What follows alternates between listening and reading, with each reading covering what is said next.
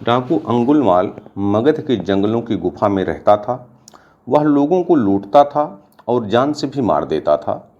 लोगों को डराने के लिए वह जिसे भी मारता उसकी एक उंगली काट लेता और उन उंगलियों की माला बनाकर पहनता, इसलिए उसका नाम अंगुलमाल पड़ गया था। गांव के सभी लोग परेशान थे कि कैसे इस डाकू के आतंक से छुटकारा पाया जाए। एक दिन गौतम बुद्ध उस गांव में आए। गांव के लोग उनकी आवभगत करने लगे। गौतम बुद्ध ने देखा कि गांव के लोगों में किसी बात को लेकर दहशत फैली है। तब गौतम बुद्ध ने गांव वालों से इसका कारण पूछा। ये सुनते ही गांव वालों ने अंगुलमाल के आतंक का पूरा किस्सा उन्हें सुनाया। अगले ही दिन गौतम बुद्ध जंगल की तरफ निकल गए। गांव वालों ने उन्हें बहुत रोका, पर वो नहीं माने। बुद्ध को आते देख अंगुलमाल हाथों में तलवार लेकर खड़ा हो गया, पर बुद्ध उसकी गुफा के सामने से निकल गए। उन्होंने पलट कर भी नहीं देखा। अंगुलमाल उनके पीछे दौड़ा, पर दिव्य प्रभाव के कारण वो बुद्ध को पकड़ नहीं पा रहा था। थक हार कर उसने कहा, रुको। बुद्ध रुक गए और मुस्कुरा कर बोले, मैं तो कब का रुक गया, पर तुम कभी हिंसा रोकोगे? अंगुलमाल ने कहा, सन्यासी, तुम्हें मुझसे डर नहीं लगता? सारा मगध मुझसे डरता है। तुम्हारे पास जो भी माल है निकाल दो, वरना जान से हाथ धो बैठोगे। मैं इस राज्य का सबसे शक्तिशाली व्यक्ति हूँ। बुद्ध जरा भी नहीं घबराए और बोले, मैं ये कैसे मान लूँ कि तुम ही इस राज्य के सबसे शक्तिशाली इंसान हो? तुम्हें यह साबित करके दिखाना होगा। अंगुलमाल बोला, बताओ कैसे साबित करना होगा? बुद्ध ने कहा, तुम उस पेड़ से 10 पत्तियां तोड़कर लाओ। अंगुलमाल ने कहा, बस इतनी सी बात? मैं तो पूरा पेड़ उखाड़ सकता हूँ। अंगुलमाल ने 10 पत्तियां तोड़कर ला दी। बुद्ध ने कहा, अब इन पत्तियों को वापस पेड़ पर जाकर लगा दो। अंगुलमाल ने हैरान होकर कहा, टूटे हुए पत्ते कहीं वापस लगते हैं क्या? तो बुद्ध बोले, जब तुम इतनी छोटी सी चीज को वापस नहीं जोड़ सकते तो तुम सबसे शक्तिशाली कैसे हुए? यदि तुम किसी यदि तुम किसी चीज को तोड़ नहीं सकते तो कम से कम उसे तोड़ो मत। यदि किसी को जीवन नहीं दे सकते तो उसे मृत्यु देने का भी तुम्हें कोई अधिकार नहीं है। ये सुनकर अंगुलमाल को अपनी गलती का एहसास हुआ और वह बुद्ध का शिष्य बन गया और उसी गांव में रहकर लोगों की सेवा करने लगा। आगे चलकर यही अंगुलमाल बहुत बड़ा सन्यासी बना और अहिंसका के नाम से प्रसिद्ध हुआ। इस कहानी से हमें यह शिक्षा मिलती है कि कोई भी इंसान कितना ही बुरा क्यों ना हो, वह बदल सकता है। दोस्तों, अंगुलमाल बुराई का एक प्रतीक है और हम सब में छोटे बड़े रूप में कोई ना कोई बुराई है। ज़रूरत इस बात की है कि हम अपने अंदर की बुराइयों को पहचानें और उन्हें खत्म करें। दूसरा प्रसंग है भैंस की मौत। एक दार्शनिक अपने एक शिष्य के साथ कहीं से गुजर रहा था। चलते चलते वह खेत के पास पहुंचे। खेत अच्छी जगह स्थित था, लेकिन उसकी हालत देखकर लगता था मानो उसका मालिक उस पर जरा भी ध्यान नहीं देता। दोनों को प्यास लगी थी, सो वे खेत के बीचों बीच बने एक टूटे फूटे घर के सामने पहुंचे और दरवाजा खटखटाया। अंदर से एक आदमी निकला। उसके साथ उसकी पत्नी और 3 बच्चे भी थे। सभी फटे पुराने कपड़े पहने हुए थे। दार्शनिक बोला, श्रीमान, क्या हमें पानी मिल सकता है? बहुत प्यास लगी है। जरूर। आदमी उन्हें पानी का जग थमाते हुए बोला, मैं देख रहा हूं कि आपका खेत इतना बड़ा है, पर इसमें कोई फसल नहीं बोई गई है और न ही यहाँ फलों के वृक्ष दिखाई दे रहे हैं। तो आखिर आप लोगों का गुजारा कैसे चलता है? दार्शनिक ने प्रश्न किया। जी, हमारे पास एक भैंस है, वो काफ़ी दूध देती है। उसे पास के गांव में बेचकर कुछ पैसे मिल जाते हैं और बचे हुए दूध का सेवन करके हमारा गुजारा चल जाता है, उस आदमी ने समझाया। दार्शनिक और शिष्य आगे बढ़ने को हुए, तभी आदमी बोला, शाम काफ़ी हो गई है, आप लोग चाहें तो आज रात यहीं रुक जाएं। दोनों रुकने को तैयार हो गए। आधी रात के करीब जब सभी गहरी नींद में सो रहे थे, तभी दार्शनिक ने शिष्य को उठाया और बोला, चलो हमें अभी यहाँ से चलना है और चलने से पहले हम उस आदमी की भैंस को चट्टान से गिराकर मार डालेंगे। शिष्य को अपने गुरु की बात पर यकीन नहीं हो रहा था, पर वो उनकी बात काट भी नहीं सकता था। दोनों भैंस को मारकर रातों रात गायब हो गए।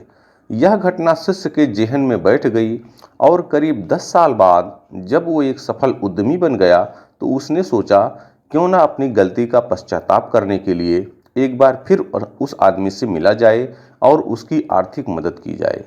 अपनी चमचमाती कार से वह उस खेत के सामने पहुंचा।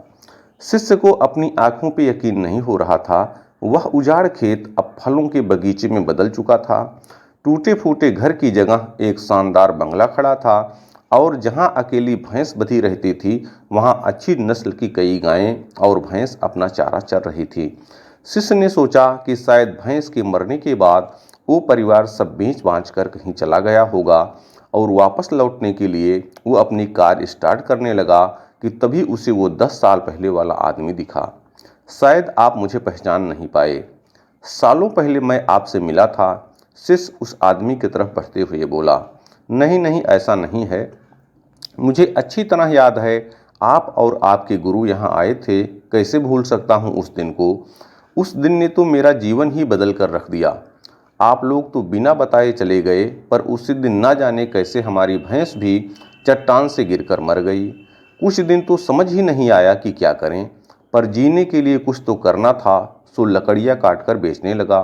उससे कुछ पैसे हुए तो खेत में बुआई कर दी। सौभाग्य से फसल अच्छी निकल गई। बेचने पर जो पैसे मिले उससे फलों के बगीचे लगवा दिए और यह काम अच्छा चल पड़ा।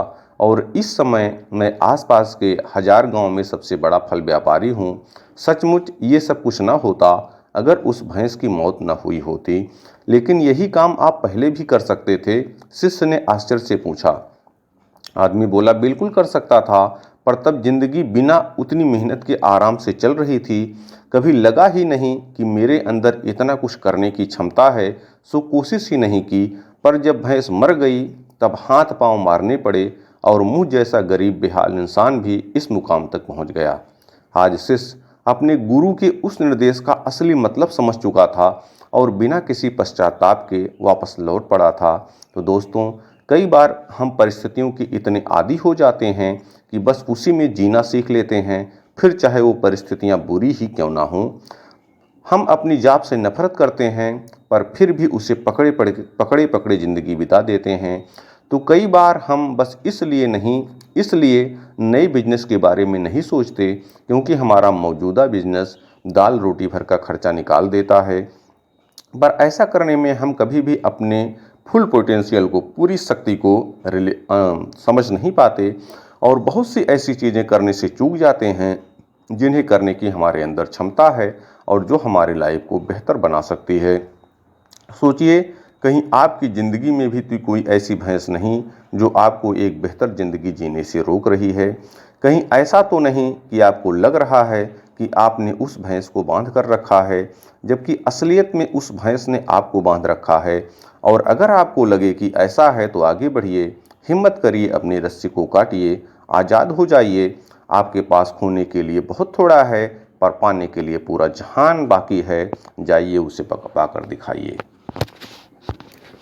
तीसरा प्रसंग है स्वर्ग का मार्ग।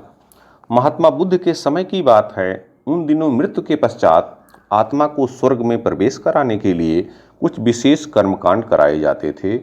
होता ये था कि एक घड़े में कुछ छोटे छोटे पत्थर डाल दिए जाते और पूजा हवन इत्यादि करने के बाद उस पर किसी धातु से चोट की जाती। अगर घड़ा फूट जाता और पत्थर निकल जाते तो उसे इस बात का संकेत समझा जाता कि आत्मा अपने पाप से मुक्त हो गई और उसे स्वर्ग में स्थान मिल गया है। चूंकि घड़ा मिट्टी का होता था, इसलिए इस प्रक्रिया में हमेशा ही घड़ा फूट जाता और आत्मा स्वर्ग को प्राप्त हो जाती। और ऐसा कराने के बदले में पंडित खूब दान दक्षिणा लेते। अपने पिता की मृत्यु के बाद एक युवक ने सोचा, क्यों ना आत्मा शुद्धि के लिए महात्मा बुद्ध की मदद ली जाए। वे अवश्य ही आत्मा को स्वर्ग दिलाने का कोई और बेहतर और निश्चित रास्ता जानते होंगे। इसी सोच के साथ वो महात्मा बुद्ध के समक्ष पहुंचा। हे महात्मन, मेरे पिताजी नहीं रहे, कृपया आप कोई ऐसा उपाय बताएं कि यह सुनिश्चित हो सके कि उनकी आत्मा को स्वर्ग में स्थान मिल गया है। युवक बोला। बुद्ध बोले, ठीक है, जैसा मैं कहता हूँ वैसा ही करना। तुम उन पंडितों से 2 घड़े लेकर आना, एक में पत्थर और दूसरे में घी भर देना। दोनों घड़ों को नदी पर लेकर जाना और उन्हें इतना डुबोना कि बस उनका ऊपरी भाग ही दिखे। उसके बाद पंडितों ने जो मंत्र तुम्हें सिखाए हैं उन्हें जोर जोर से बोलना और अंत में धातु से बनी हथौड़ी से उन पर नीचे से चोट करना और ये सब करने के बाद मुझे बताना कि क्या देखा। युवक बहुत खुश था। उसे लगा कि बुद्ध द्वारा बताई गई इस प्रक्रिया से निश्चित ही उसके पिता के सब पाप कट जाएंगे और उनकी आत्मा को स्वर्ग की प्राप्ति होगी। अगले दिन युवक ने ठीक वैसा ही किया और सब करने के बाद वह बुद्ध के समक्ष उपस्थित हुआ। आओ पुत्र, बताओ तुमने क्या देखा? महात्मा बुद्ध ने पूछा। युवक बोला, मैंने आपके कहे अनुसार पत्थर और घी से भरे घड़ों को पानी में डालकर चोट की। जैसे ही मैंने पत्थर वाले घड़े पर प्रहार किया, घड़ा टूट गया और पत्थर पानी में डूब गया। उसके बाद मैंने घी वाले घड़े पर वार किया, वह घड़ा भी तत्काल फूट गया और घी नदी के बहाव की दिशा में बहने लगा। बुद्ध बोले, ठीक है, अब जाओ और उन पंडितों से कहो कि कोई ऐसा पूजा यज्ञ इत्यादि करें कि वह पत्थर पानी के ऊपर तैरने लगें और घी नदी की सतह पर जाकर बैठ जाए। युवक हैरान होते हुए बोला, आप कैसी बातें करते हैं? पंडित चाहे कितनी भी पूजा कर लें, पत्थर कभी पानी पे नहीं तैर सकता और घी कभी नदी की सतह पर जाकर नहीं बैठ सकता। महात्मा बुद्ध बोले, बिल्कुल सही, और ठीक ऐसा ही तुम्हारे पिताजी के साथ है। उन्होंने अपने जीवन में जो भी अच्छे कर्म किए हैं वो उन्हें स्वर्ग की तरफ उठाएंगे और जो भी बुरे कर्म किए हैं वे उन्हें नरक की ओर खींचेंगे। और तुम चाहे जितनी भी पूजा करा लो, कर्म कांड करा लो, तुम उनके कर्म फल को रत्ती भर भी नहीं बदल सकते। युवक महात्मा बुद्ध की बात समझ चुका था कि मृत्यु के पश्चात स्वर्ग जाने का सिर्फ एक ही मार्ग है और वो है जीवित रहते हुए अच्छे कर्म करना। बहुत बहुत